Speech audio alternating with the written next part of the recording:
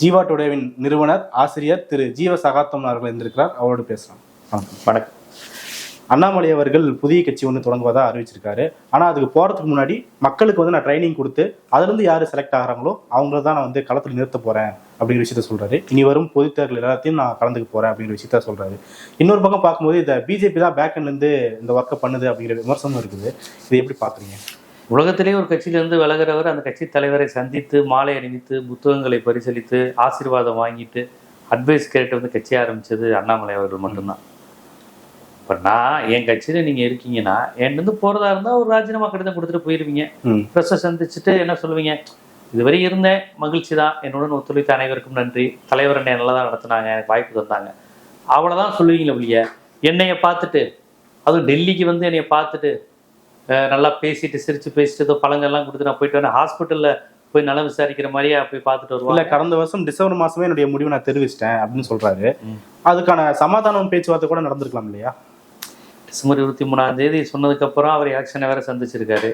December 23 வளர்கிறேன்னு சொன்னவரை இவங்க election தேர்தல் பொறுப்புகள்லாம் வேற கொடுத்தாங்க இத்தனை மாவட்டங்களுக்கு. அது அப்ப இது என்ன டிராமா அப்படிங்கிறது தெரியுது இல்லையா?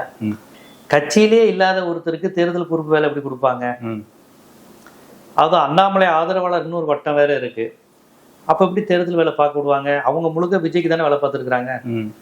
அண்ணாமலை ஆதரவாளர்கள் யாருமே பாஜகவுக்கோ வானதி சீனிவாசனுக்கோ வேலை பார்க்கலையே. ஏடிஎம்கேக்கு அவங்க வேலை பார்க்க மாட்டாங்க, ஆல்ரெடி இபிஎஸோட பிரச்சனை.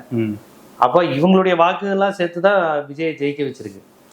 விஜய்க்கு விழுந்த ஓட்டு வெறும் விஜய் ரசிகர் ஓட்டு மட்டும் இல்லை, இந்த மாதிரி பாஜகல அண்ணாமலை ஓட்டு, திமுகல வந்து பேரம்பேத்திகளாக ஓட்டு போடுறோன்னு போடுற ஓட்டு, அப்புறம் வழக்கமா திமுகவுக்கு எதிராக அதிமுகவுக்கு ஓட்டு போடுற அந்த ஓட்டு, இப்படிலாம் சேர்த்துதான் 35% விஜய்க்கு வந்துச்சு. அதனால அண்ணாமலை அவர்கள் வந்து ஏதோ புதிய கட்சி புதிய இளைஞர்கள்னா அவங்க ஃபார்மட்டையும் வடிவத்தையும் மாத்துறாங்க, புரியுதுங்களா? பாஜகவினுடைய ஐடியாலஜி அப்படியே இருக்கு, அதோட வடிவம் இங்க எடுபட மாட்டேங்குது அந்த கருத்தியல். அப்ப இவங்க வேற ஒரு வடிவில் வந்து ஒரு இது அரசியல்ங்கிறது அவங்களுக்கு ஒரு மார்க்கெட்டிங், அவங்களுக்கு ஒரு வணிகம், ஒரு ஒரு ஒரு கடையை எப்படி டெவலப் பண்றது, ஒரு வியாபாரத்தை எப்படி டெவலப் பண்றதுன்னு அது மாதிரிதான் அவங்க யோசிக்கிறாங்க. இப்போ அண்ணாமலைங்கிற பிராண்டை நம்ம கடையில வைத்து விற்பதை விட இன்னொரு சூப்பர் மார்க்கெட்ல விற்கலாம், இல்லை புது கடைகளை வைத்து விற்கலாம், எப்படி எப்படி போகுது வியாபாரம் போகுதுன்னு பார்க்கலாங்கிற மாதிரி தான் பார்க்குறாங்க. அது வேற ஃபார்மெட்னா அது என்ன ஃபார்மெட்டா இருக்கும்? இல்லை வேற ஃபார்மெட்னா நான் பாஜக இல்லை அப்படின்னு சொல்லிட்டாலே தமிழ்நாட்டில் உங்களுக்கு ஒரு ஈர்ப்பு வந்துடும்ல. ஓகே, பாஜக அப்படின்னு வந்துட்டாலே உங்களுக்கு வந்து முஸ்லீம் எதிர்ப்பு, கிறிஸ்தவ எதிர்ப்பு, ஒரு ஒரு பிராமணிக்கல் பார்ட்டி, வட இந்திய கட்சி, இந்தியா ஆதரிக்கிற கட்சி, சமஸ்கிருதத்தை திணிக்கிற கட்சி, நீட்டை கொண்டு வந்த கட்சி, இப்படின்னா 1008 விமர்சனங்கள், ஒரு எதிர்மறை தன்மைகள் இருக்கு இல்லையா? நீங்க டக்குன்னு எப்பா நான் அதுல இல்லப்பாங்கிறப்ப இந்த விஷயங்கள்ல இருந்துலாம் வெளியே வந்து ஒரு கும்பம் உங்களுக்கு கிடைக்கும். நான் பாஜக இல்லை, நான் நடுநிலையானவர், நான் வலதுசாரியும் இல்லை இடதுசாரியும் இல்லை, பொதுவாக இளைஞர்களுக்காக நிற்கிறேன், பொதுவாக ஊழல் எதிர்த்து போராடுறேன், மதவாதத்துக்கு எதிராக போராடுறேன், எல்லா மதத்தினருக்குமான நீங்க நான் எழுதி வச்சுக்கோங்க. அண்ணாமலை போற கூட்டத்தெல்லாம் முஸ்லீம் கூட்டம் இருக்கிற மாதிரியான ஒரு கும்பம் கண்டிப்பா காண்பிக்கப்படும். இனி அவர் அண்ணாமலைக்காக ஒரு கூட்டம் கட்சி ஆரம்பிக்கிறோம்னா டக்குன்னு ஒரு 2 பருதா போட்டு ஒரு லேடி நிற்கிற மாதிரி காமிப்பாங்க. ஏன்னா ஒரு பொதுவான ஆளு அப்படின்னு காண்பிப்பு இருக்கு. அது வேலையெல்லாம் நடக்கும். சர்ச்சுக்கு நீ போகலாம், இனிமே பள்ளிவாசலுக்கு போவாரு நமாஸ் பண்றதுக்கு. ஆனா நமக்கு எல்லாரும் ஒண்ணுங்கண்ணா, ஆனா நம்ம இந்தியருண்ணா, ஆனா நமக்கு ஒரு பிரச்சனை இல்லைன்னா நம்ம மக்கள் தான், இளைஞர்களுக்கான ஒரு கட்சினா அவ்வளவுதாங்கண்ணா அப்படிங்கிற மாதிரி டோன்ல தான் அவர் இதை கொண்டு போவார். இப்போ இதை வந்து பிஜேபி பேச முடியாது, பிஜேபி பேசி அப்படி ஒரு கூட்டத்தை கூப்பிட முடியாது. ஆனா அண்ணாமலை பேசி ஒரு கூட்டத்தை கூட்டுவார். பிஜேபி நான் கிடையாது, நான் வந்து பிஜேபியில கிடையாது அப்படின்னும் போது அவர் வந்து பிஜேபி ஆபீஸாவே எதிர்க்கிற இடத்துக்கு வராரு இல்லையா? தமிழ்நாடு அதுதானே எதிர்பார்க்குது, தமிழ்நாட்டுடைய அரசியலே அது தானே போயிட்டு இருக்கு. அப்போ அதை அவர் செய்வார்னு பார்க்கலாமா? அப்படி செய்யலைன்னா அதனுடைய அர்த்தம் வந்து வெளிப்படையாவே மக்களுக்கு புரிஞ்சிருமில்ல. அப்ப அந்த ரிஸ்க் அவங்க எடுக்கிறாங்க. அந்த ரிஸ்க் அண்ணாமலைக்கு இருக்கு, அந்த ரிஸ்க் விஜய்க்கு இல்ல, ஆனா அண்ணாமலைக்கு இருக்கு. விஜயோட பெரிய பிளஸ் என்னது? அவர் பிஜேபி இல்லைங்கிறது தான். அவர் பிஜேபி எதிர்க்கிறாரா இல்லையா அதை பத்தி மக்களுக்கு கவலை இல்லை. அவரு ஒரு கிறிஸ்டினுங்க, அவர் எப்படிங்க போய் பிஜேபி ஆளா மாறுவாரு அப்படிங்கிறாங்கல்ல. அது வந்து விஜய்க்கு வந்து பிளஸ்ஸா மாறிடுச்சு. அப்புறம் நானும் பெரியாரை ஏத்துக்கிறேன் அப்படி இப்படின்னு தலைவர் வச்சது எல்லாமே ஒரு இமேஜை விஜய்க்கு தந்துருச்சு. நம்ம ஊர்ல பிஜேபி இல்லை, நான் ஒரு ஆன்டி பிஜேபின்னு சொன்னா தமிழ்நாட்டில் ஒரு மார்க்கெட் இருக்கு. தமிழ்நாட்டில் அரசியல் செய்வதற்கான அடிப்படை தகுதியே பாஜக எதிர்ப்புங்கிறதான். பெரியாரை எதிர்க்கிறியா ஆதரிக்கிறியாங்கிறதுலாம் ஒரு அடிப்படை தகுதியா தமிழ்நாட்டில் மாறிடுச்சு. அதனாலதான் விஜய் அந்த காயின் எடுத்தாரு. பெரியார், நான் தான் உண்மையான பெரியார் கட்சி, நான் தான் திராவிட கட்சின்னு சொல்லி வந்திருக்காரு. இப்ப நீங்க சொன்ன மாதிரி அண்ணாமலைக்கு அது ஒரு சிக்கல். ஏன்னா இவருக்கு ஆல்ரெடி இந்துத்துவ முகம் இருக்கு. பாஜக இருந்திருக்காரு, மைக்கேல் பெட்டி, இந்த விஷயங்கள்லாம் பார்க்கும்போது அது இவர் அவ்வளவு எளிதா கிறிஸ்தவ இளைஞர்கள், இஸ்லாமிய இளைஞர்கள், ஒரு திராவிட இயக்க உணர்வு கொண்ட இளைஞர்கள் இவங்கெல்லாம் அண்ணாமலை நம்புவாங்களான்னு கேட்டீங்கன்னா ரொம்ப கஷ்டம்தான். அதை வென்றெடுக்க வேண்டிய வேலை அண்ணாமலைக்கு இருக்கு. அதை அவர் எப்படி செய்வார், எவ்வளவு டாக்டிக்ஸா செய்வார்னு தெரியல. மக்கள் பார்ப்பாங்களா, அமித்ஷாவை சந்தித்து ஒருத்தர் கட்சி ஆரம்பிக்கிறாரு, அவர் மதச்சார்பற்றவர், அவர் நடுநிலைனா, தமிழ்நாடு மாதிரி மாநிலம்லாம் அதிக விவாதங்கள்ல ஈடுபடக்கூடிய மாநிலம், மக்கள் அதை புரிஞ்சுக்குவாங்க. ஆனா அண்ணாமலை என்ன பண்ணுவாருன்னு கேட்டீங்கன்னா, உங்களுக்கு அவருக்கு ஏற்கனவே ஒரு திமுக எதிர்ப்பு முகம் இருக்கு, அவர்கிட்ட ஒரு கூட்டம் இருக்கு, அது அவருக்கான ரசிகர் கூட்டம், பாஜக கூட்டம் இல்ல. பாஜகவை பயன்படுத்தி அவர் தன்னையே தான் அதிகம் வளர்த்துக்கிட்டாரு. அவருடைய கட்சி வளர்ச்சிங்கிறது அவருக்கான ரசிகர் மன்றம். அவர் யாரு தெரியுமா, அவர் ஒரு பாரதத்தின் சக்தி, இந்த மாதிரி தான் வளர்ந்தது. அப்ப அந்த கூட்டம் அவர் பின்னாடி இருக்கு. இப்ப அந்த கான்செப்ட்ல இவர் திமுக எதிர்ப்பு பேசினார்னா, திமுக எதிர்ப்பு மனநிலை கொண்ட பலர் விஜய்க்கு ஓட்டு போட்டிருக்கிறாங்க. அண்ணாமலையும் அதே அரசியலை பேசினார்னா, திமுக சரியில்லைங்கிற அரசியலையும் விஜய் சரியில்லைங்கிற அரசியலும் பேசினா, அப்ப கான்செப்ட் விஜய் எதிர்ப்பு ஓட்டும் திமுக எதிர்ப்பு ஓட்டு பேசுகிற மைண்ட் செட்டை அவர் இருக்கலாம். எப்படியாக இருந்தாலும் இவங்க டார்கெட் எல்லாமே இளைஞர்கள் தான். 45 வயதுக்கு உட்பட்டவர்கள் மட்டும் தான் அவங்க டார்கெட். விஜய்க்கா இருக்கட்டும், டெல்லியில இந்த காக்ரோச் பார்ட்டியா இருக்கட்டும், இவங்க எல்லோருக்குமே. இப்ப அவங்க எல்லாருமே பிஜேபியோட திட்டம் என்னன்னா, இப்ப இளைஞர்கள்னு ஒரு குரூப் இருக்கான், அவனுக்கு ஐடியாலஜி தேவையில்லை, கருத்தியல் தேவையில்லை, பரப்புரை தேவையில்லை, பொதுக்குழு செயற்குழு தேவையில்லை, சட்டமன்றம் தெரியாது, வேட்பாளர் முகம் தெரியாது, இப்படி ஒரு கான்செப்ட் வந்துருச்சு. இந்த இளைஞர்களை ஏன் நம்ம பைபிளே வச்சிருக்க கூடாது? அதனால இன்ஸ்டா அவரு டச் பண்ணியிருக்காரு.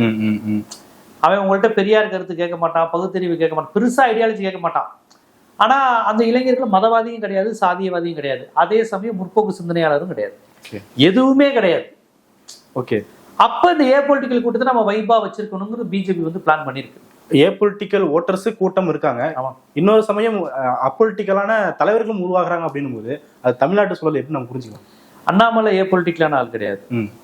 அவர் வெளிப்படையா ஒரு அதிமுக எதிர்ப்புங்கிற ஒரு மைண்ட் செட்ல பிஜேபியால் வளர்க்கப்பட்டவர்.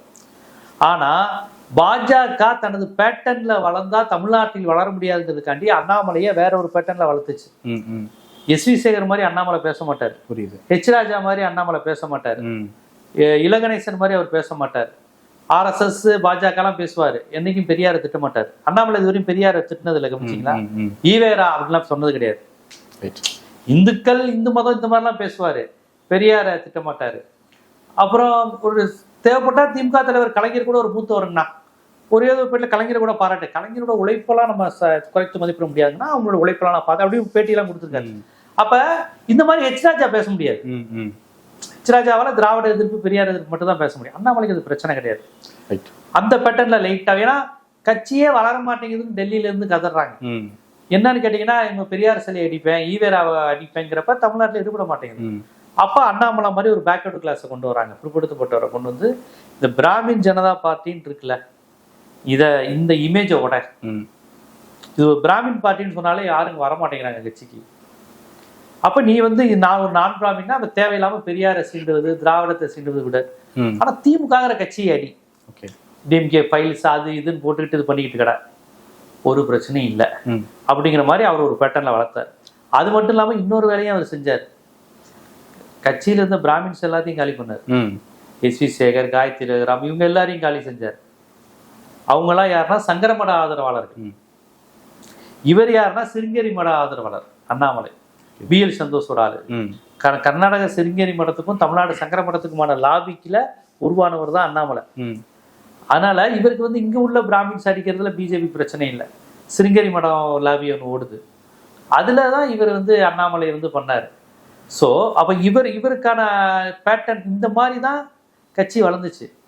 கட்சிக்கு 11% கிடைச்சது பிராமின் கான்செப்டையோ ஆன்டி ரிசர்வேஷனையோ பெரியார் எதிர்ப்பையோ பேசியிருந்தா பாஜக வந்திருக்காரு.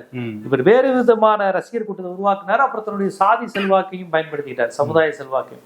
இதெல்லாம் சேர்த்துதான் 10-11% அவருக்கான ஒரு கான்செப்ட்னு வந்தது. அப்புறம் வைப்ரண்டா அதிமுக எதிர்ப்பு, எடப்பாடி எதிர்ப்புலாம் அவர் பண்ணதுங்கிறது, நான் தான் எதிர்கட்சி அப்படிங்கிறது இந்த கான்செப்ட், இந்த செயல்பாட்டு முறைகளை தான் இரட்டை இலக்கத்தை நோக்கி பாஜக போச்சு.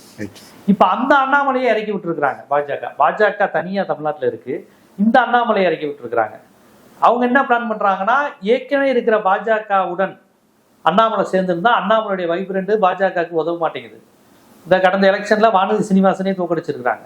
அப்ப இப்படியெல்லாம் வந்திருக்கும் போது பிஜேபிக்கான ஹார்ட்கோர் இந்துத்துவா ஓட் பேங்க் மாதிரி ஒரு கான்செப்ட் இருக்கட்டும், இன்னொரு வகையில இளைஞர்களை திமுக பக்கமோ திராவிடத்தின் பக்கமோ போக விடாம ஒரு இளைஞர்களை வேற வேற மாதிரி பேசி பொலிட்டிக்கலா 19 ரூபா ஊழல் எதிர்ப்பு, மதுக்கடைகள் ஒழிப்பு, பொதுவாக அந்த நடிகர்கள் இந்த புது புது தலைவர்களாக உருவாகும் போது அவங்கள்ட்ட கொள்கைகளை கேளுங்களேன், சமூக நீதி, இடஒதுக்கீடு, மொழி உணர்வு, மொழி வழி தேசிய இனம்னா என்ன, இந்த மாதிரி பிரச்சனைகளே பேச மாட்டாங்க.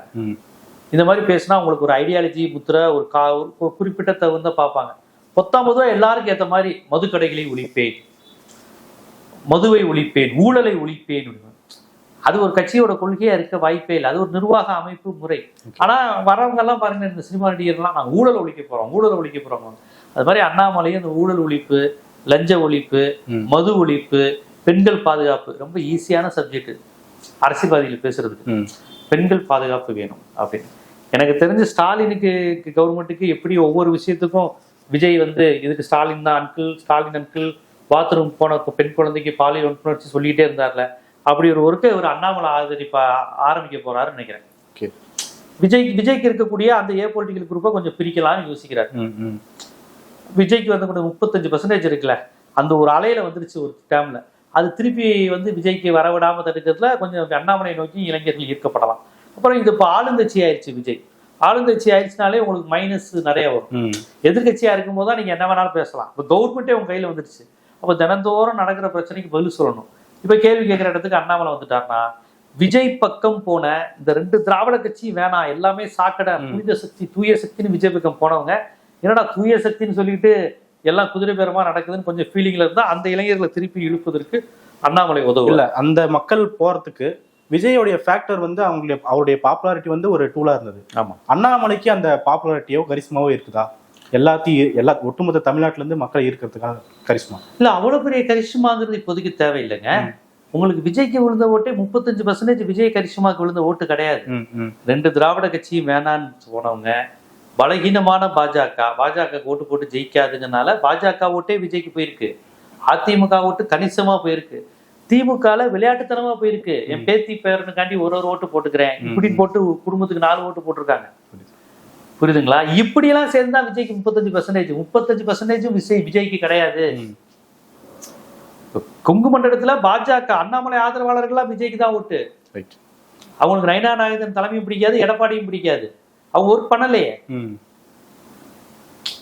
புரியுதுங்களா? அந்த மாதிரியான அதிருப்தி வாக்குகள்லாம் இருக்கு. அதையெல்லாம் அண்ணாமலையை வச்சு ஒருங்கிணைக்க பார்ப்பாங்க. இன்னொன்னு, விஜய் கட்சிக்கு அவர் ஒரு மைனாரிட்டி தலித் ஆதரவுங்கிற ஒரு கான்செப்டை உண்டு பண்ணி இங்க தலித்துகள்லாம் இங்க போலரைஸ் ஆறாங்கிற அடிப்படையில் ஒரு நான் தலித்தை தூண்டி விட்டு இங்க ஒரு பிசி கன்சல்டேஷனை உருவாக்கக்கூடிய ஆபத்து இருக்கு. அது பிஜேபி பிளானும் கூட. பிசிஎஸ்சி என்னைக்கும் ஒற்றுமையா இல்லாம ஆக்குறது தான் பாஜகவின் திட்டம். ஏன்னா அப்பதான் அவங்க பார்ப்பன எதிர்ப்புக்கு வரமாட்டாங்க, 2 பேருமே சண்டை போட்டுக்கிட்டு இருப்பாங்க. ஸோ அரசியல் ரீதியா அப்படி ஒரு கான்செப்டை கொண்டு வர வாய்ப்பு இருக்கு. ஏன்னா தலித்துகள் கணிசமா விஜய்க்கு வாக்களிச்சிருக்கிறாங்க. அப்ப நான் தலித்தும் வாக்களிச்சிருக்கிறாங்க. அப்ப விஜய்க்கு வாக்களித்த நான் தலித்துக்கிட்ட என்னப்பா தலித்துகளுக்கு தானப்பா அந்த கட்சின்னு சொல்றாங்கிறப்ப அந்த கான்செப்டை தனியா பிரித்தெடுக்க வாய்ப்பு இருக்கு. பாஜக எல்லா விதமான சோசியல் இன்ஜினியரிங்கும் பண்ணும். ரைட். இப்போ ஒரு வன்னியர் ஏரியால போய் கொஞ்சம் விஜய்க்கு ஓட்டு போட்டிருந்தாங்கன்னா கொஞ்சம் பிரிக்க வாய்ப்பு இருக்கு. அது தலித்துகளுக்கு தான் ஆரம்பிச்சிருக்கு வந்திருக்காங்களாமே. அந்த மாதிரிலாம் கூட பாஜக வேலை பார்க்கும். இந்த சைடும் அவங்க தான் இருப்பாங்க, அந்த சைடும் அவங்க தான் இருப்பாங்க. அவங்க நோக்கம் ஒன்று சேர்ந்துடக்கூடாது. எதுவும் நான் பிராமின்ஸ் ஒன்று சேர்ந்துடக்கூடாது, தமிழர்களா ஒன்று சேர்ந்துடக்கூடாது, பிசிஎஸ்சியும் ஒன்று சேர்ந்துடக்கூடாது. ஆனா இந்து ஒற்றுமைன்னு பேசுவாங்க. இதுதான் டெல்லியோட விளையாட்டு. அந்த டெல்லியோட திருவிளையாடல் தான் அண்ணாமலை. ரைட். ஃபார்மேட்டா மாற்ற போறாங்க அப்படின்னு சொல்றீங்க. ஒரு பக்கம் பார்க்கும்போது அண்ணாமலை தமிழ்நாட்டுக்கு வரும்போது ஆர்எஸ்எஸ் காரர்களும் இந்து மொழிக்காரர்களும் தான் வெளியே பட்டாசு வெடிச்சு பாரத் மாதா கி ஜெய் வேற சொல்றாங்க. அப்படி இருக்கும்போது இவருக்கு ஏற்கனவே மதவாதம் பேசிய ஒரு சாயல் இருக்குது அப்படின்னும் போது அது எப்படி மக்கள் இவர் வேறதான் அப்படின்னு அக்செப்ட் பண்ணிக்குவாங்க? இல்ல இவங்க பண்ணுவாங்கன்னா தெரியாது, அவங்களுடைய திட்டம் அது. ம். பாஜகன்னு வரும்போது கிடைக்காத வாய்ப்பு வெறுமனே அண்ணா பிஜேபிலாம் இல்லைங்கண்ணா நான் பொதுவான ஆளுங்கன்னா நிற்கும் போது இன்னும் கொஞ்சம் வாய்ப்பு அதிகம் வரும் பிளான். விஜய்க்கு ஒரு பிளஸ் என்ன, விஜய் மதச்சார்பற்ற எல்லாரும் ஓட்டு வாங்கினாரு, சாதி சார்பு கிடையாது. விஜய் சாதி பார்த்து தான் கேண்டிடேட் நிப்பாட்டினாரு. 234 தொகுதியிலையும் கரெக்டா திருச்சி கிழக்குல அந்த சமுதாயத்தை சேர்ந்தவங்க தான் அதிகம். ஒவ்வொரு இடத்துலயும் அவங்க சாதி எதுவோ அதை பார்த்து தான் விஜய் நிப்பாட்டினாரு. ஆனா ஓட்டு போட்டவங்க ஜாதி பார்க்கல. விஜய்க்கு ஓட்டு போட்டவங்க அவர் என்ன ஜாதி என்ன கேண்டிடேட்னு பார்க்காம ஓட்டு போட்டிருக்காங்க. அவர் தெளிவா அந்தந்த விக்கிரவாண்டி யாரை நிப்பாட்டணும், வன்னியர் பெல்ட்ல வன்னியர், தேவர் பெல்ட்ல தேவர், கரெக்டா தான் நிப்பாட்டியிருக்காரு. புரியுதுங்களா? அவர் அதுல எந்த சமரசமும் பண்ணிக்கல. ஆனா மக்களுக்கு என்ன பாக்குறாங்க, ஜாதி மதம் பார்க்காம விஜயை ஆதரிச்சாங்க. அண்ணாமலைக்கு அது மைனஸ் தான். ஒரு முஸ்லீமோ கிறிஸ்டினோ எடுத்தோடனே அண்ணாமலை ஆதரிச்சிருவாங்களா? அதெல்லாம் ஆதரிக்க மாட்டாங்க. அதெல்லாம் அண்ணாமலைக்கு மைனஸ் தான். ஆனா பாஜகங்கிற கட்சியினுடைய நிலையிலிருந்து பாருங்க, அவங்களுடைய வடிவம் அது 3% 2% தானங்க இருக்கு கட்சி. அந்த வேற ஒரு வடிவில் ஒரு இது பண்றதுக்கு இளைஞர்கள் கண்ணாமுன்னான்னு இருக்கிறாங்க. அந்த இளைஞர்களுக்கு ஏதாவது ஒரு வைப்பு இதுன்னு காமிச்சுக்கிட்டே இருக்கணும்.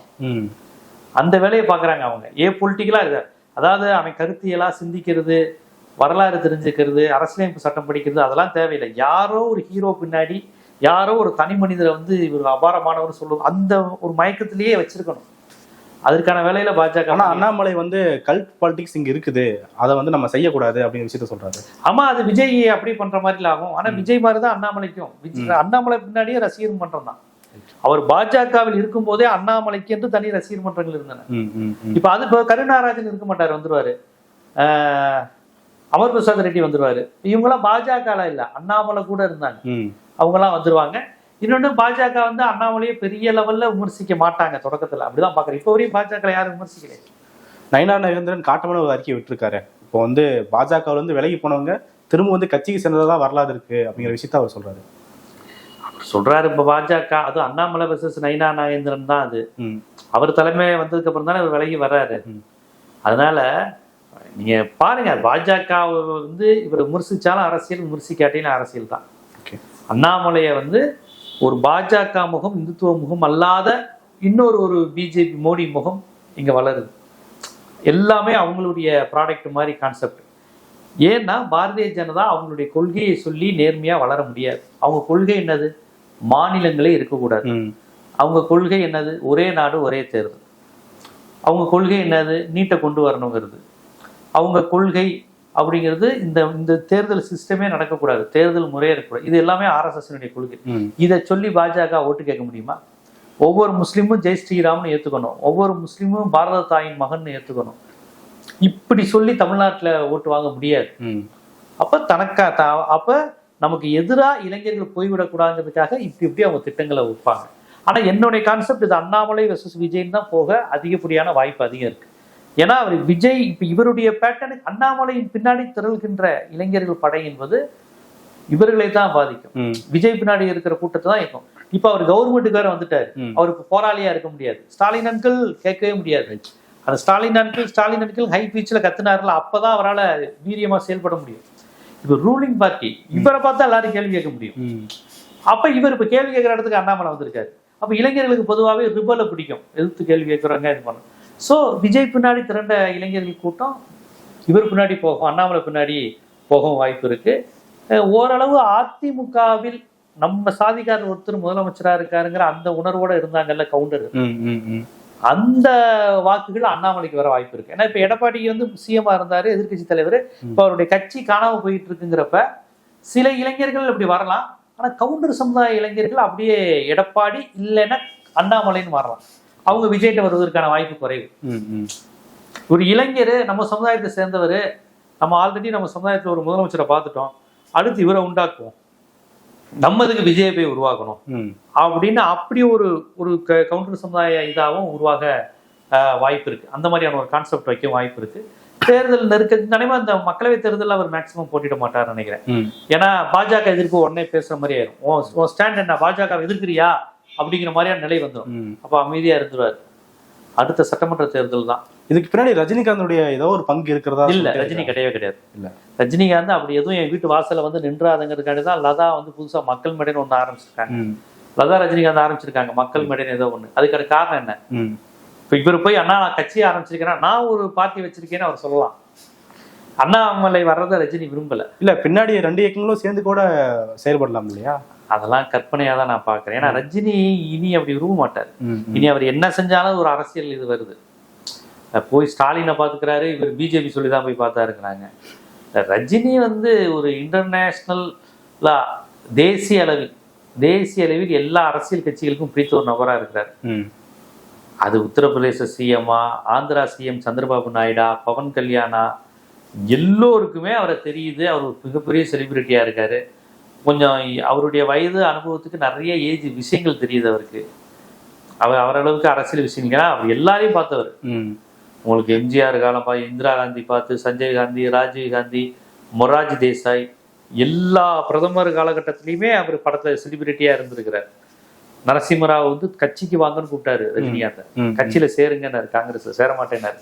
சேராம தான் ஆதரவு தந்தார், மூவ் பண்ணாரு ரஜினிகாந்த். அப்புறம் மோடி தமிழ்நாட்டு பிரச்சாரத்தையே ரஜினிகாந்த் வீட்டுல இருந்து தான் தொடங்கினாரு. ஆர்கே நகர் இடைத்தேர்தலில் கங்கை மரன் போய் பிஜேபிக்கு ஓட்டு கேட்டாரு. ரஜினி எனக்கு ஆதரவு தந்துட்டாருனாரு. உடனே ரஜினி பதறி அடிச்சுட்டு நான் யாருக்கெல்லாம் ஆதரவு தரல அப்படின்னாரு. கமலஹாசன் கட்சி ஆரம்பிச்சோன்னா ரஜினியை போய் தான் பார்த்தாரு. அப்படி தமிழ்நாட்டு அரசியல கட்சியில இருக்கிறவங்க, தொடங்க போறவங்க எல்லோருமே ரஜினியை வச்சு, இன்னைக்கு முதலமைச்சர் இருக்கிற விஜய் அவர்கள் ரஜினியை வச்சுதானே வளர்ந்தாரு. என்னோட திரைப்படங்கள் முழுவதும் ரஜினியை காமிச்சா தனக்கு ஒரு பிம்பத்தை உருவாக்குனாரு. அதான் ரஜினிகாந்த் என்பவர் சினிமா அரசியல்ல எல்லோருக்கும் வேண்டப்பட்டவரா இருக்கிறார். அவர் இந்த முகத்துக்கு வேல்யூ இருந்துகிட்டே இருக்கு. அதனால அண்ணாமலையும் அதை, ஆனா அண்ணாமலை ஆதரவு ரஜினிங்கிற மாதிரி போயிருச்சுன்னா ரஜினி ரொம்ப பேரு கெட்டு போயிடும். ஏற்கனவே ரஜினி கட்சியில தான் அண்ணாமலை சேர போறாருனாங்க. தமிழறிமணியன் அண்ணாமலையை முதலமைச்சர் ஆக்குவோம் அப்படின்னாரு. ஸோ அதெல்லாம் மக்கள் ரசிக்க மாட்டாங்க. இப்ப ரஜினி ஒரு பொதுவான ஆளா இருக்காரு. கிறிஸ்டின், முஸ்லீம், தலித் எல்லோரும் விரும்பக்கூடிய நடிகராக ஒரு ஆளுமையா இன்னைக்கு அவர் இருக்கிறார். அதுபோக சினிமா தவிர்த்துட்டு பொது மேடைகள் அவருடைய பேச்சு வந்து ஒரு பர்சனாலிட்டி டெவலப்மெண்ட் ஸ்பீச்சா இருக்கு. தன்னம்பிக்கை ஊட்டுற மாதிரி, வாழ்க்கைங்கிறது கண்ணா அப்படிலாம் பேசுறாருல, இமயமலைக்கு போறேன், அம்மா அப்பா சின்ன வயசுல படிக்கல, இப்படிலாம் வந்து மக்கள் இன்ட்ரெஸ்டா கேட்கறாங்க. என்ன சொல்றாரு ரஜினியோட அனுபவம் என்ன அப்படின்னு. ஆனா அப்படி ஒரு நல்ல பேர்ல இருக்கக்கூடிய ரஜினி வந்து இப்படி கட்சி ஆதரவு அப்படிலாம் போக மாட்டாருன்னு தான் நினைக்கிறேன். அவரை பொறுத்தவரையும் நான் விசாரிச்ச வரையும் போயஸ் தோட்ட நிலவரப்படி அவர் அரசியல்லாம் இனி இது பண்ண மாட்டார். பொதுவா எல்லாருக்கும் நண்பர். அது திமுகவுக்கும் நெருக்கமானவராக இருந்தாரு. இரட்டை சின்னம் உருவான வரலாறை கொண்டாடுற நாளுக்கு எடப்பாடி பழனிசாமிட்டையும் போய் பேசினாரு. எல்லோருடையும் அவர் நல்ல நட்பாக தான் இருக்கார். திமுக, காங்கிரஸ் அப்படின்னு யார்ட்டையும் வேறுபாடு காமிக்கல. அவ்வளவுதானே ஒழிய அண்ணாமலை கட்சிக்கெல்லாம் அவர் ஆதரவு தரமாட்டார். ரைட். அடுத்து அதிமுகவை பத்தி பேசும்போது இன்னைக்கு பாத்தீங்கன்னா முன்னாள் அமைச்சர்கள் கடம்பூர் ராஜு, MC சம்பத் அவர்கள்லாம் போய் தாவேகா வாசல் முன்னாடி நின்று அரும்பாடுபட்டு உள்ள போய் சேர்ந்துருக்கிறாங்க கட்சியில. இந்த விஷயத்தை எப்படி பாக்குறீங்க? இல்லைங்க, ஒரு சில நபர்கள் போறதுனாலலாம் அதிமுக இதாகாதுங்க. நான் திருப்பி சொல்றேன். அதெல்லாம் இவங்க அதிமுகவுக்கு இந்த விஜய் அலையிலையும் மக்கள் ஓட்டு போட்டிருக்கிறாங்க. இந்த போற எம்எல்ஏக்கள், முன்னாள் அமைச்சர்கள் எல்லாம் கணக்கு எடுக்காதீங்க. இவங்கெல்லாம் ஒரு நபர்கள் தான். கட்சிங்கிறது தொண்டர்களும் ரெட்டலையும். ஒரு நபர்னாலும் அந்தந்த செக்டார்ல இருக்கிற நபர்கள் வந்து அவர் மிஸ் பண்றாங்களா? இப்போ செங்கோட்டையன் வந்து ஈரோட்ல இருந்து கிளம்பிட்டாரு, இப்போ கடம்பூர் ராஜ் வந்து கோவில்பட்டி, தூத்துக்குடி ஏரியால இருந்து கிளம்பிட்டாரு. அப்படின்னும் போது அது அவருக்கு பாதிப்பு, ஒவ்வொரு செக்டார்ல பாதிப்பு ஏற்படுத்தாது. அதாவது இதே தாவேகா வந்து ஒரு ரூலிங் பார்ட்டியா இருக்கும்போது போய் சேர்ந்தா பரவாயில்ல. இப்ப அவங்க வந்து இது ஒரு தொடக்க கால கட்சியில போய் சேர்ந்திருந்தா பரவாயில்ல. இப்ப அவங்க ஆளுங்கட்சி ஆயிட்டாங்க. கரண்ட் கட்ல இருந்து பல்வேறு பிரச்சனைகள்லாம் வந்துகிட்டு இருக்கு. இந்த மாதிரி நேரத்துல ஒரு கட்சியை வளர்க்கணும்னு நினைக்கிறவங்க எதிர்த்தரப்புல இருந்து அதை சுட்டி காட்டி போராட்டம் நடத்தி தான் ஒரு கட்சி வளர முடியும். ஆளுங்கட்சி தரப்போட போய் இவங்க ஒன்றதுங்கிறது மக்கள்கிட்ட நல்ல பேரெல்லாம் ஏற்படுத்தாது. எனக்கு தெரிஞ்சு எடப்பாடி கிங்குன்னு தான் பாக்குறேன். எடப்பாடி வந்து எவ்வளவு விமர்சனம் வந்தாலும் கடைசி அது இதுன்னு வேலுமணி, சிவி சர்மா எல்லாரும் போக பார்த்தா திருப்பி எல்லாரையும் வர வச்சுட்டு இவர் தான் பொதுச் செயலாளர், இவர் தான் A-Farm B-Farmல கையெழுத்து போட்டோம்னு சொல்ல வச்சுட்டார்ல. அதனால இவங்க அதிமுகவை அழிக்கணுங்கிறது தான் தாவேகாவோட நோக்கம், அந்த இடத்துக்கு நம்ம வரணும்னு. ஆனா பாத்தீங்கன்னா திமுகவோட இடத்துக்கே அவங்க வந்துட்டாங்க. ஸோ இது வந்து பழைய ப்ராஜெக்ட் தான். இதெல்லாம் வந்து ஒட்டிக்கிட்டு இருக்கிறது தான் வறுமை ஒழிய. எனக்கு தெரிஞ்சு திமுகவோ அதிமுகவோ தொடர்ச்சியா ஆரோக்கியமான எதிர்கட்சி அரசியல் பண்ணலாம். ஒன்றும் பெரிய தோல்வியெல்லாம் ஒன்றும் ஒரு மேட்டரே கிடையாது. அதிமுக 96ல ஜெயலலிதா அம்மையாரே தோத்தாங்க. மொத்தம் 4 பேர் தான் ஜெயிச்சாங்க. ஆனா தோல்வின்னு பார்க்கும்போது திமுக சைட்ல இருந்து எந்த ஒரு கட்சிதலுமே கிடையாது. ஆனா அதிமுக சைட்ல இருந்து நிறைய விஷயங்கள். ஆமா, அவங்க தொடர் தோல்வியில இருக்காங்கல்ல. ஒரு வலிமையான தலைவர்கள். இங்க வந்து என்ன இருந்தாலும் பெர்சனாலிட்டியான தலைவர் இருக்கிறாங்க, கட்சி கட்டமைப்பு இருக்கு. அங்க அது கொஞ்சம் பலவீனமா தான் இருக்கு. பார்ப்போம். இதை வச்சு விஜய் கட்சி வந்து ஒரு எம்ஜிஆர் உருவாக்கின கட்சியை அழிச்சிட்டு நான் எம்ஜிஆர் தலைவராக ஏற்றுக்கிறேன்னு அவர் சொல்றாரு.